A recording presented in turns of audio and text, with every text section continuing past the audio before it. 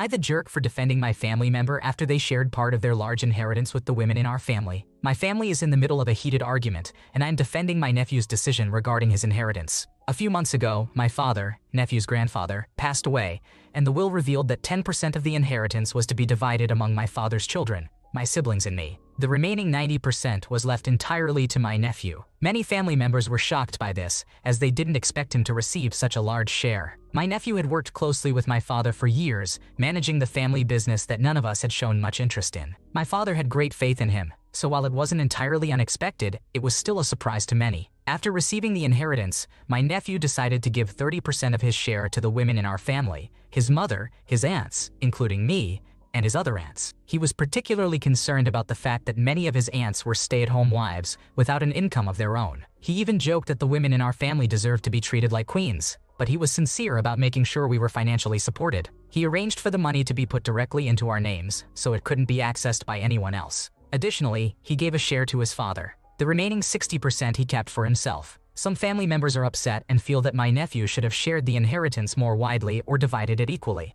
However, it was his inheritance to begin with, and he had every right to decide how to allocate it according to his wishes. I, along with the other women on our side of the family, am defending him because we believe he was honoring the support and sacrifices made by the women in our family. My nephew has remained calm throughout the controversy, stating that he did what he felt was right and is not letting the drama affect him. Despite this, some family members, particularly the men, are unhappy and feel that his decision was unfair, especially given the large share he received. So, am I the antagonist? Looking for outside perspectives.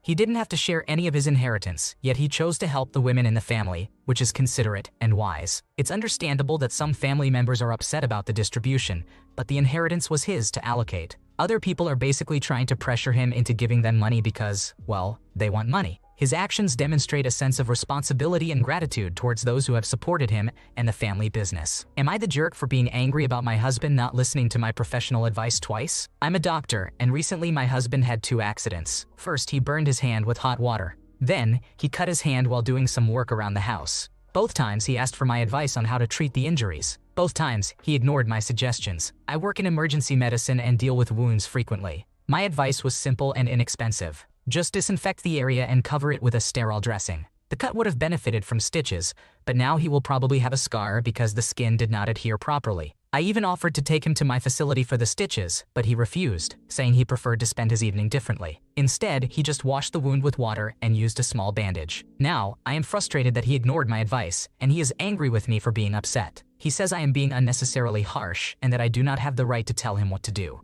He thanked me for my care but believes he handled the situation fine, even though the second wound just happened yesterday, so we do not really know the outcome yet. I tried to explain that proper care could prevent infection and scarring, but that did not change his opinion. He also pointed out that I do not always follow his professional advice, which is true, but I feel this situation was more straightforward with less room for debate. My main frustration stems from feeling like my time and words are wasted, and that he does not respect my expertise. I even consulted a surgery colleague about his wound. I was late to my exercise class to respond to his texts. I offered to take him to my workplace for sutures, even though it would take a lot of time out of my already tight schedule. He did not ask for this extra effort, so I am partly angry at myself for caring so much when he clearly does not. I understand his reasoning to some extent, but I am upset about how he is handling this. To me, his communication feels arrogant, though that might be just my perception. I expected him to come home today and try to make amends, but instead, he is angry that I am angry. I told him, "You do not have to follow my advice, but then why ask?" He responded,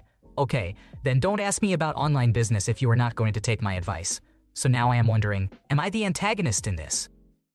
Men can be idiots when it comes to injuries and illnesses. It's frustrating when someone asks for advice and then ignores it, only to follow the same advice when it comes from a different source. This isn't just about medical advice, it's really about the underlying communication issues. Both of you need to sit down and talk about why these minor accidents are turning into arguments. Am I the jerk for leaving a family party early when my father's wife wouldn't leave me alone? I, a 19-year-old male, became estranged from my father 2 years ago after he was outed for having an affair. The woman in question is someone he had worked with. She knew he was married, had met my mom and me, and had seemed a little off at the time. We now know it was because she liked my dad and wanted me to like her. I was disgusted with my dad. He tried denying it. Then he tried to convince my mom it was a one-night stand and nothing more and that he would forever regret it. Then he wanted her to stay with him and raise the baby he conceived with the other woman, since they only had me. Even when he moved in with the other woman, he kept trying to stop my mom from going through with the divorce. He tried to get me to talk to my mom on his behalf. He told me my mom was the one breaking up our family and not him. When he gave up and accepted my mom would not take him back, which is when the other woman lost the baby, he tried to get me on board with things. I ignored all calls and texts from him. I could not block him while still a minor, but I did not reply, and I did not see my dad face to face during this. I knew I wanted him out of my life for good. He tried to make me see him, but he failed. Once I turned 18, it was over for him. He ended up marrying the other woman, and now they are expecting a child together. I do not want anything to do with any of that, including the baby. Even if I do not have to see them, I have zero interest in knowing that child and any future children. I still see the extended family. This is why I was at a party they also attended, but were not technically invited to. During the party, my dad's wife approached me and told me she wanted to talk. I said no, and walked away. I walked away from her again. The third time, she spoke before I could move, and said she wants her baby to know their brother, and she wants me to be a part of their family. She wants to know me and have me for dinner, and maybe I could spend some time with them. She tried the whole "we're family now" argument, and I left early because I did not want to deal with it. I thanked the hosts, who were already annoyed that she and my dad were there. A couple of my dad's siblings want him around still, and the others do not, but to keep the peace, they let them stay. The two siblings of my dad who think we should all be easier on him and forgive him were very angry at me for leaving early, because then the rest of the family turned on my dad. They told me I could have spoken to the woman and not taken it out on her since she did not do anything to me. They said leaving was an over-the-top reaction and not a mature one, which caused family disharmony. Am I the jerk? Even when he moved in with the other woman, he kept trying to stop mom from going through with the divorce and even tried to get you to talk to mom on his behalf. Even after he accepted mom wouldn't take him back, he still tried to get you on board with things. During the party, his wife approached you and said she wants her baby to know their brother and for you to be a part of their family, but you walked away without causing a scene. She's only family because she helped blow up your family, and now she wants you to play big brother to a half-sibling 18 years younger. You did nothing wrong here. Am I the jerk for asking my partner not to smoke in the room? I, a 28-year-old female American, and my boyfriend, a 31-year-old male Englishman, have been together a little under 2 years. We met while traveling, and as an American, it was surprising to me how many young Brits and Europeans smoked. When we first started seriously dating, we were living in the Philippines in a tiny bamboo hut, and he would chain smoke all night long, which seriously affected my health. I mentioned it to him a couple of times but never wanted to tell him to stop. I thought that since it was clearly affecting my health, he would be considerate and stop. We left the Philippines, and he no longer had the ability to smoke indoors, so it stopped being a problem. Fast forward to a year and a half later, we are living in England, working and saving to travel again. We live in staff accommodation for our work with 6 other roommates. We split the bills for our room equally. My boyfriend and I occasionally use cannabis, and since his family is super against it and in the places we travel, it is often highly illegal, he gets really excited about being able to smoke casually. I have no problem with the substance at all. My problem is that he rolls joints and then smokes them in the bedroom all night long. He wakes up 3 to 5 times a night to smoke, wakes me up in the process, and then the whole room smells of tobacco and smoke, making it hard for me to breathe. I already have asthma, and my health is seriously declining, on top of never getting a good night's sleep. I asked him the other day to smoke outside instead of in our bedroom because I feel really sick.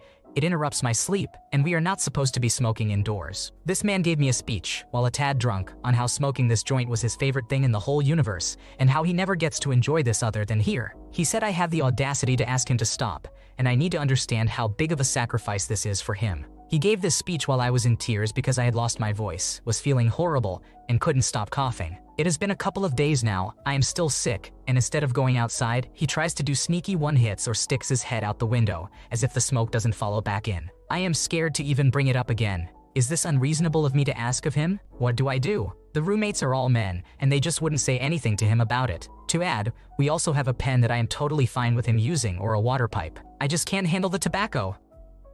You are not the problem, and it's clear this isn't the right guy for you. He's addicted and not willing to compromise, even though it's affecting your health. Your request for him to smoke outside is perfectly reasonable and respectful to both your needs. Seriously, let him enjoy his habit alone and find yourself some clean air and peace. Am I the jerk for telling my husband to stop asking our child for money, even though he regrets how we treated them in the past? Our son, who is a 24-year-old male, has always had a complicated relationship with us, but he is very close to his aunts, my husband's younger sisters. When he was a teenager, he got into serious trouble for bullying another child at school. My husband and I did not know how to handle it, so we decided to punish him by not getting him anything for his 16th and 17th birthdays. We thought we were teaching him a lesson, but looking back, we realized it only drove him further away. After that, our son became more distant. and I still remember when he coldly told us we would regret how we treated him. We did not take him seriously at the time, but now it is clear that his words were not just a teenage outburst. Now, at 24, our son is financially successful but has cut us off entirely. When my husband had a medical emergency recently,